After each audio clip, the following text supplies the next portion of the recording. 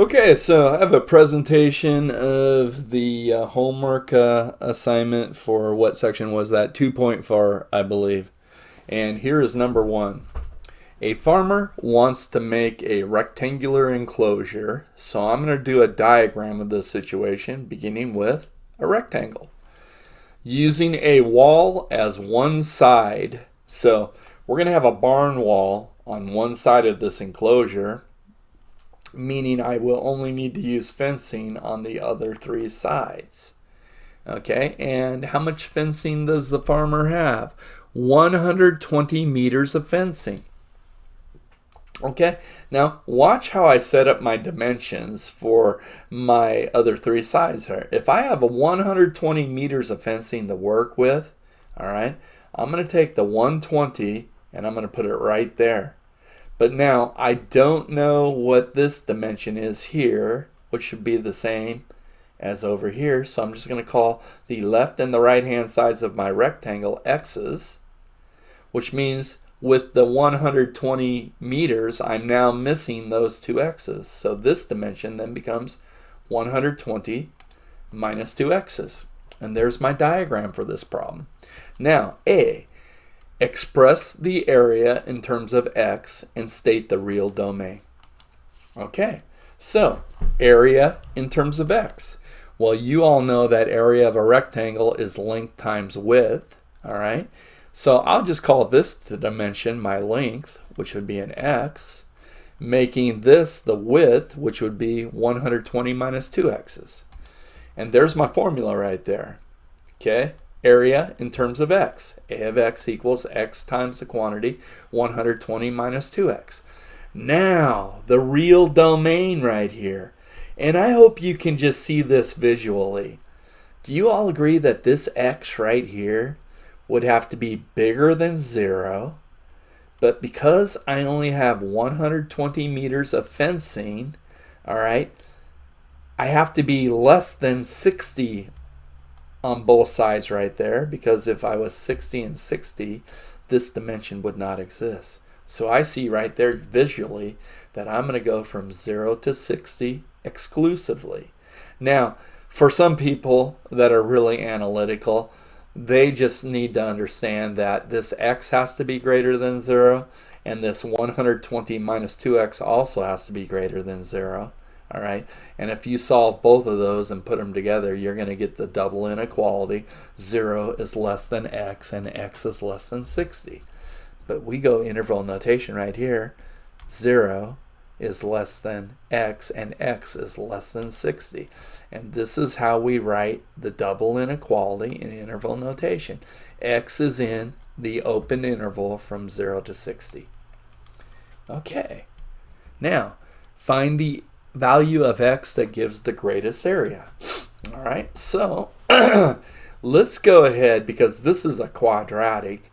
Let's put this in a quadratic form or close to it by distributing. All right, and then we can use our x equals negative b over 2a business. So x times 120 would be 120x. X times negative 2x would be negative 2x squared. Very good. Now, you guys know that extrema on a quadratic occurs on the axis. So what is the x value of that axis? That is your x equals, remember, your negative b over 2a. So if you look at this, I see that the b is 120 and the a is negative 2. So the opposite of b would be negative 120. And then 2 times the a, 2 times negative 2 is negative 4. Negative over a negative is positive. And how many times does 4 go into 120? Would that be 60 times? So x equals, oh, that's 30. Better check my math. Yeah, 4 times 30 is 120. Good. So this x is going to be 30. And did they give me any units up here? Yeah, meters. 30 meters right there. And that's all they ask. Find the value of x that gives the greatest area. So I'm going to make both of these x's 30 meters. And if this is 30 meters, 120 minus 2 times 30 would be a 60 meters on this dimension. But again, all they ask for is this right here. Okay, number 2, a rectangle. So first thing I'm going to do is draw a rectangle. Always start these with a diagram. Has a perimeter of 80 centimeters. So let's just write down that fact. The perimeter of this rectangle is going to be 80 centimeters. Now, with that statement, I can start setting up the dimensions in this diagram. All right? Because if I have 80 centimeters, now notice no barn wall in this problem, so I'm going to have congruent lengths and congruent widths, like that. So with 80 centimeters, I'm going to start with 40 on the top and 40 on the bottom. Okay, because what? 40 plus 40 is 80. But I also have this dimension over here that I don't know what it is, so I'm going to call that an x. And on the other side would also have to be x. So if that's the case, well, remember I had 40 and 40, but I'm going to have to take away 1x here and 1x here. So how about I do this? 40 minus one of the x's up top, and then down here, 40 minus the other x. And if I added these four sides together, what would I get? My perimeter of 80 again. So that's how we set up this diagram. Pretty cool. Now, area. Well, area of a rectangle is length times width, or in this case, x times the other dimension, 40 minus x. Now, let's see if you guys can do the real domain. I hope it's getting easier for you right now. Okay, look at this x. What are the possible values of x that will create a rectangle with a perimeter of 80 centimeters? Well, do you agree that x would have to be bigger than 0? Because I have to have some length there. All right, but then it'd also have to be less than, well, if I went all the way to 40, I'd have 40 here and 40 over here, which would be 80, and then I wouldn't have anything left for this dimension. So I know the x has to be between 0 and 40. So x is in 0 to 40 exclusive, the interval notation, and there's my real domain. Now, if its width is x, what's the maximum area of the rectangle? So we're going to maximize the area that this quadratic represents. So let's go ahead and put this into general form, all right, so that we can use our x equals negative b over 2a. It's a quadratic. So, and order doesn't matter here, so I don't know if I went x times 40 or x times negative x. Let's see. I just did x times 40, 40x, and then x times negative x minus x squared. So this is my quadratic, negative 1x squared plus 40x plus 0. So now, in a quadratic, where does the extrema always occur? At the vertex. And isn't the vertex on the axis? And the formula for the axis of any quadratic is your negative b over 2 times a. So let's find that axis. So x equals the opposite of the b. Well, the b is the 40, so that's going to be negative 40 over 2 times negative 1. The a is negative 1. That's negative 2. Negative 40 over negative 2, and that's 20. So this x right here is 20 centimeters. So if its width is x, what is the maximum area of the rectangle? Well, that's 20 centimeters, so now they want us to maximize the area. So just plug 20 into either formula, all right? Factored form or general form. And both are pretty easy, so I'm going to say a of 20 is, well, if I did that in the factored form, wouldn't I have 20 times 40 minus 20, which is 20 times 20? That's 400. And 400 what? Well, my units are in centimeters, so area would be square centimeters. And there you have it. The maximum area of this rectangle with a perimeter of 80 is 400 square centimeters. Okay, number 3. Suppose you have 102 meters of fencing. So I'm going to start by stating that fact right here. I have 102 meters of fencing. And what am I going to do with that fencing? I'm going to make 2 side-by-side rectangular enclosures. So let me draw a picture of 2 rectangles with 1 adjacent side. There we go. All right. Now, how could I build this with 102 meters of fencing? Well, for the top and the bottom, I'm going to have half of that 102, which would be 51. 51 here and 51 here. There's my 102. But I have to have some of that fencing for this length, and that length. So I don't know what those are, so I'm going to call those three sides X's now. Now, if I have three X's in my diagram, I'm going to have to take away half of those three X's on the top and half of those three X's down here. So can I write the top dimension as 51 minus 1.5x? And then do the same thing on the bottom, 51 minus 1.5x. And if you added all the sides together, guess what you'd end up with? 102 meters of fencing. So this is the perfect design for this situation, and all we're going to have to do is figure out the perfect X to maximize our area. Okay, we're engineers now. Okay, so let's set up our area function. So area, think of the one big rectangle now, is length times width, or in this case, X times 51 minus 1.5x. Now, real domain. X is in the open interval from what to what.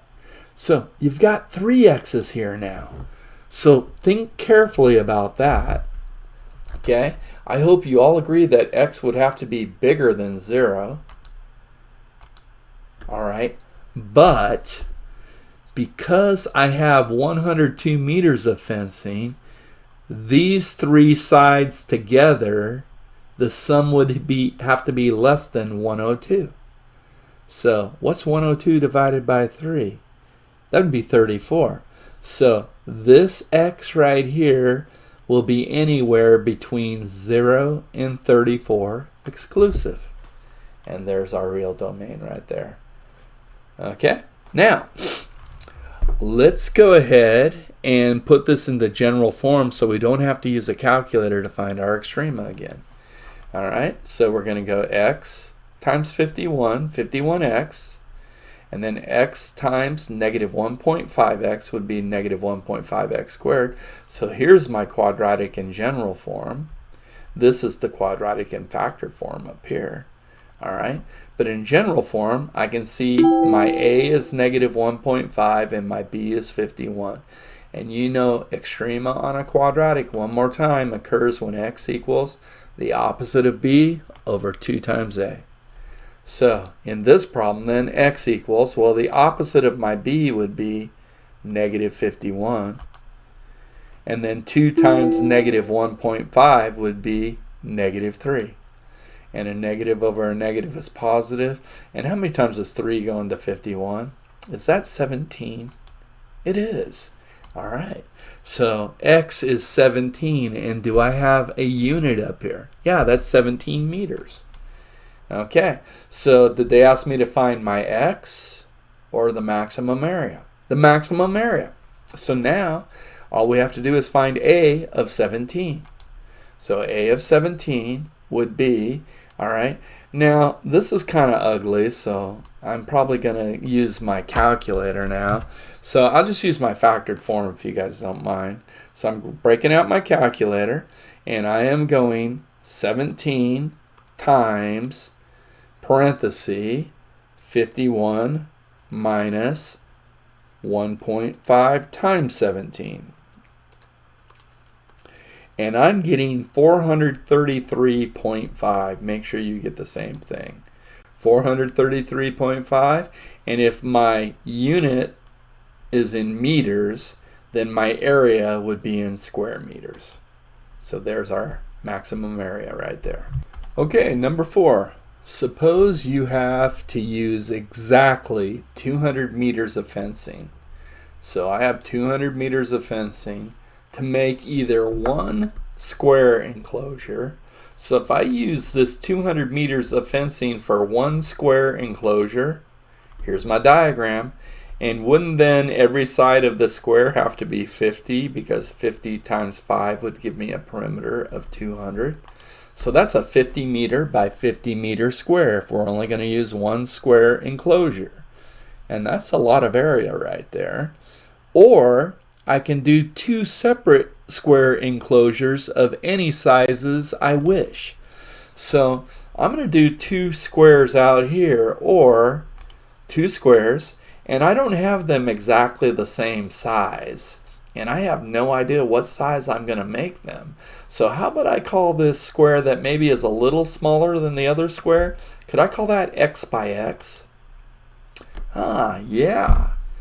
And then what would I have left for this square? Well, I used 4 x's here, and I have 200 meters of fencing. So wouldn't that make the dimensions of this square 50 minus x by 50 minus x? Because again, remember, over here I have 4 x's. And over here then I'd have 50 minus x and minus x to get all the way around. Alright, so I have 200 meters right here minus 4 x's, and here I have the 4 x's. Alright, so there's my diagram. Now, let's see, what else did they tell me?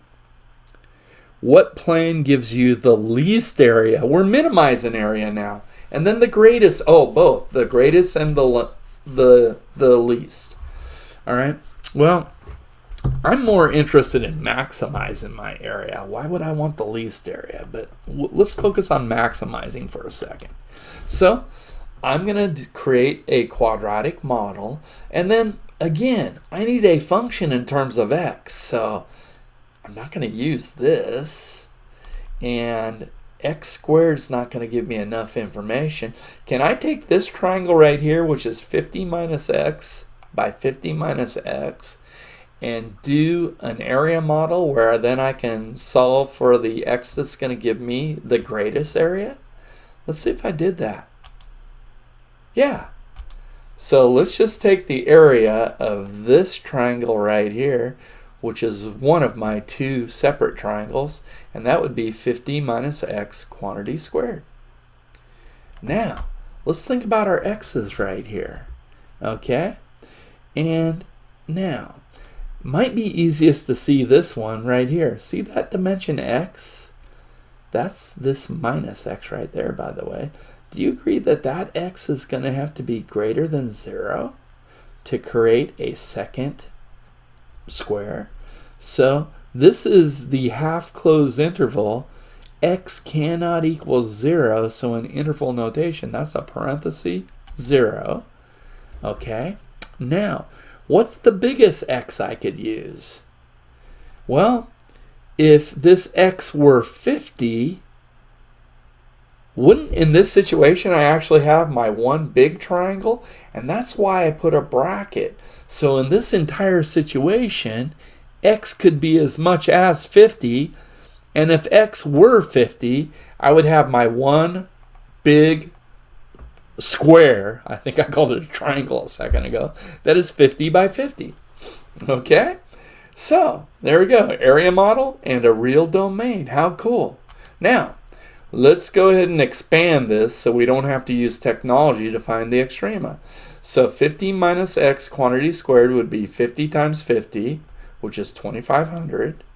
And then if I go the outside and the insides together, I see a negative 50x and another negative 50x for negative 100x. And then negative x times negative x is x squared plus x squared. And here's my quadratic in ascending order, by the way. I hope you see the a is 1, the b is negative 100, and the c is 2,500. But now, if I want to max my area, all right, x equals, what's it going to be? Negative b over 2a. So, let's find that. What's the opposite of my b? Well, the opposite of negative 100 is 100. Over 2 times a, look at that. My a is 1, 2 times 1 is 2, and x equals 100 divided by 2, or 50 meters. So, to maximize my area, this x is going to be 50 meters, which will create my one square that is 50 meters by 50 meters. So the greatest area would be 1 square, 50 meters by 50 meters. So now, what's going to give the least area? Well, let's go the total other extreme. The least area would be 2 congruent squares that I got as far away from 50 by 50 as I could. So wouldn't that mean 2 congruent squares that are 25 by 25? Because 25, 25, 25, and 25, there's a perimeter of 100. And the same thing over here, another perimeter of 100 to give me my perimeter of 200 meters. So x equals 25 meters. That should have said meters right there too, by the way. Okay, so there it is. That's a pretty cool problem, actually. Okay, number 5. The problem's down in blue at the bottom here. Suppose a scientist makes 2 measurements, x sub 1 and x sub 2, of a quantity whose true measure is not known. So let's write that down. The true measure of what we are trying to measure, which has an exact length of x, is not known. So we're going to call our first measurement x sub 1 and our second measurement x sub 2. And you guys need to remember, as a scientist, as a mathematician, if you measure anything, all right, whether you are using a ruler or a laser, it is impossible to get an exact measurement of anything. That is why if you want a more accurate measurement, what you would do is take 2 measures and take the average of your 2 measurements to get a more accurate measurement of whatever it is x that you're trying to find. So that's what the scientist is doing. Suppose a scientist makes 2 measurements, x sub 1 and x sub 2, of a quantity whose true measure x is not known. The errors are then the absolute value of x minus x sub 1 and the absolute values of x minus x sub 2. So the error of the first measurement, the absolute value of x minus x sub 1. Now, when you study absolute value, you're going to realize that what this means is this. Instead of saying the absolute value of x minus x sub 1, we're going to say the distance between x and x sub 1 is. That's what that means. And then this absolute value actually means the distance between x and x sub 2. All right? And again, that's just talking about when we measure something, it's impossible to measure exactly. So we're going to get things like the error of our first measure and the error of the second measure. And one more time, the error of the second measure is the distance between the actual measurement and our measurement. All right. Now, what number can be assigned to x so that the sum of the squares of the errors is a minimum? Check this out. This is so cool. So, one more time. What number can be assigned to x so that the sum of the squares of the errors is a minimum? So we're going to set up a polynomial that represents the sum of the squares. And then we're going to minimize that to find the minimum x value. Okay? So, here we go. The sum of the squares of the errors.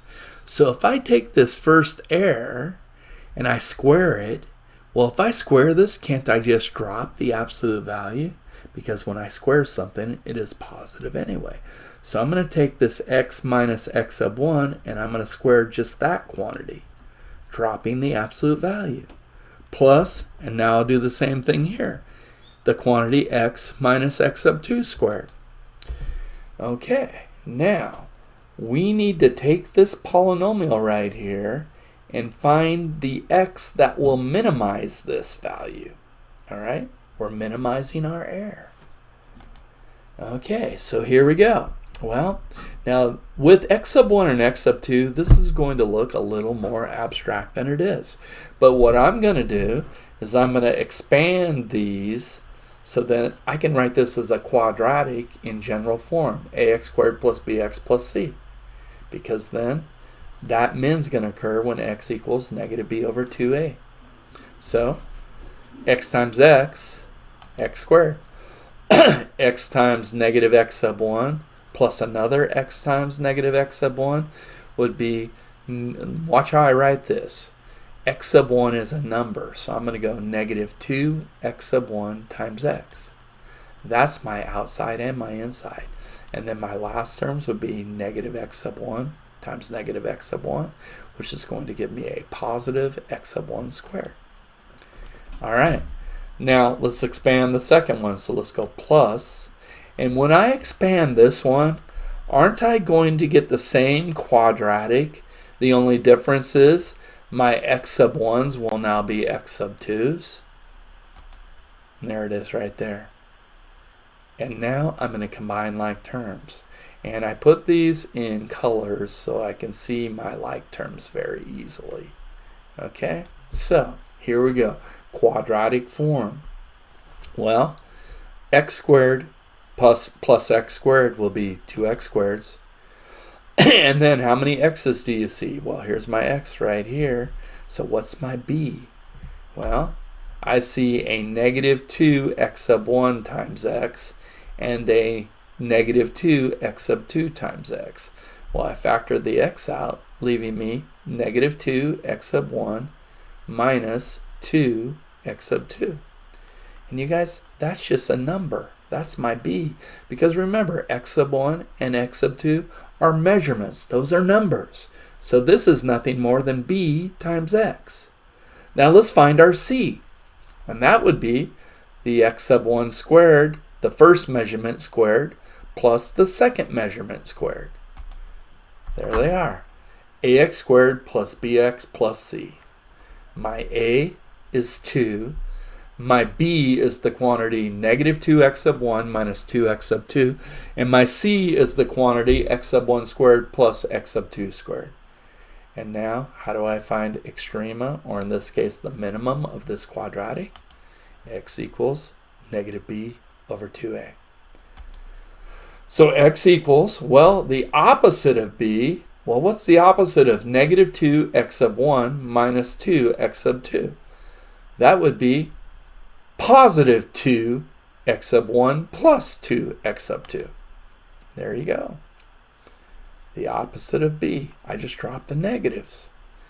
Over 2 times a, well, a is 2. 2 times 2 is 4. All right? Now let's simplify this because I see some common factors in all these terms. So, do you see a factor of 2, a factor of 2, and then this 4, which has 2 factors of 2? So can't I divide every term by 2? So 2x1 divided by 2 would be x sub 1. 2x sub 2 divided by 2 would be x sub 2. And 4 divided by 2 is 2. So what do I get? X sub 1 plus x sub 2 divided by 2. And I hope that looks familiar. Remember, x sub 1 is my first measurement and x sub 2 is my second measurement.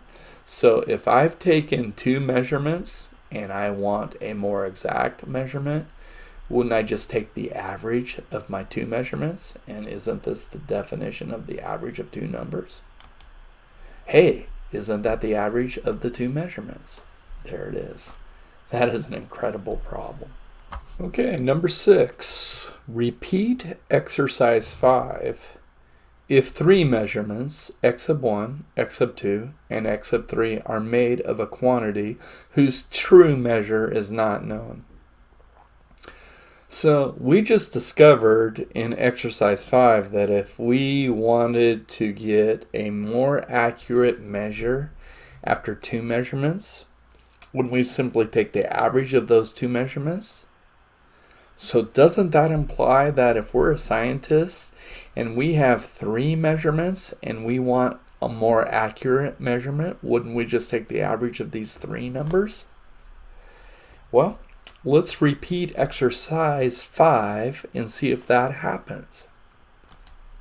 So, my polynomial, which is going to be a quadratic again, would be, what did we do? The error of the first measurement, we squared it. So if I take the square of the absolute value of x minus x sub 1, don't I just get x minus x sub 1 quantity squared, drop the absolute value? And I'll do the same thing with the second measurement to get x minus x sub 2 quantity squared. And then the third measurement, x minus x sub 3 quantity squared. Okay. Now when we expand these, we're going to have more of the work to work with. That's okay. So x times x, x squared.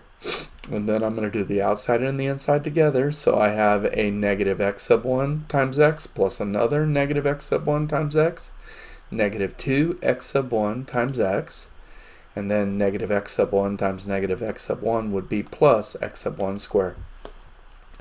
Now, plus, and then x times x is x squared. Negative x sub 2 times x plus another negative x sub 2 times x would be negative 2x sub 2 times x. And negative x sub 2 times negative x sub 2 would be plus x sub 2 squared.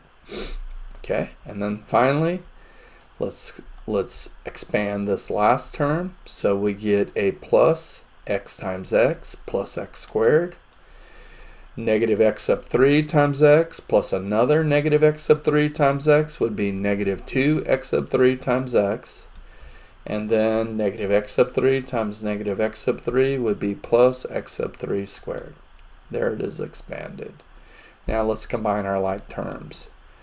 And unfortunately, I didn't color code my like terms, so we're going to have to look a little more carefully. So I see an x squared, another x squared, and another x squared for 3x squareds. And now, how many x's do I have? That would be my b right there. So I see a negative 2x sub 1 times x. So can I put that negative 2x sub 1 right there? And then I see a negative 2x sub 2 times x. So let's put the minus 2x sub 2 right there. And then I see a negative 2x sub 3 times x, so let's put the minus 2x sub 3 right there. And that handles all of my x terms. And now my constants. Accounted for that. Oh, here we go. X sub 1 squared. X sub 2 squared. And then guess what? Plus x sub 3 squared. And there's my quadratic where my a is 3. My b is this grouping right here, and my c is this grouping right here. And we know our extrema, our minimum error, is going to be x equals negative b over 2a. So x equals, well, if I take the opposite of my b, I'm just going to drop those negatives. So I'm going to have 2x sub 1 plus 2x sub 2 plus 2x sub 3 over 2 times a. This time my a is 3, so that's 2 times 3, that's 6. Now, do you see a common factor of every term in this rational expression? I can divide every term by 2. To get 2x sub 1 divided by 2 is x sub 1. 2x sub 2 divided by 2 is x sub 2. And 2x sub 3 divided by 2 is x sub 3. 6 divided by 2 would be 3. And that's the definition of the average of 3 measurements. It is exactly what we expected to get. Okay, number 9. If a ball is thrown vertically upward at 30 meters per second, then its approximate height in meters t seconds later is given by h of t equals 30t minus 5t squared. And that, by the way, is Galileo's formula. So, after how many seconds does the ball hit the ground? Well, all right. Why don't we take this height function, and when it hits the ground, won't the height be 0? So can I take this quadratic and set it equal to 0? All right. So to find the zeros of this quadratic now, I'm going to factor it. So 30t minus 5t squared, well, what's the common factor of 30 and 5? That would be a 5. And what's the common factor of the t and the t squared? That would be a t. So 5t times what will give me 30t's? That would be a 6. And 5t times what will give me negative 5t squared? That'd be a negative t. So that implies by the zero product property of algebra that this factor is 0 or this factor is 0 to make the entire height 0. So 5 times what number is 0? My first t could be a 0. And 6 minus what number is 0? Well, my second t is going to be 6. So that implies t equals 6 seconds. That's how long it was in the air. Okay, what is the domain of h? Well, that's easy now. Let's go interval notation. T is in the closed interval. Well, the t was equal to 0 at, or the height was equal to 0 at t equals 0. And then the ball came back down to 0 meters in 6 seconds. So my domain is going to be t is in the closed interval from 0 to 6. And how high does the ball go? All right. Well, let's think about this now. I have the two roots of a quadratic, 0 and 6. Now, doesn't the axis have to be the average of these two intercepts right here? T equals 0 and t equals 6. That would give me a t equals 3. So the maximum height has to occur on the axis of this parabola. So I'm going to say then h of 3 equals, and then I'm just going to plug 3 into my factored form up here. 5 times 3, 15. 6 minus 3, 3. 15 times 3 is 45. So the maximum height of that ball would be 45 meters.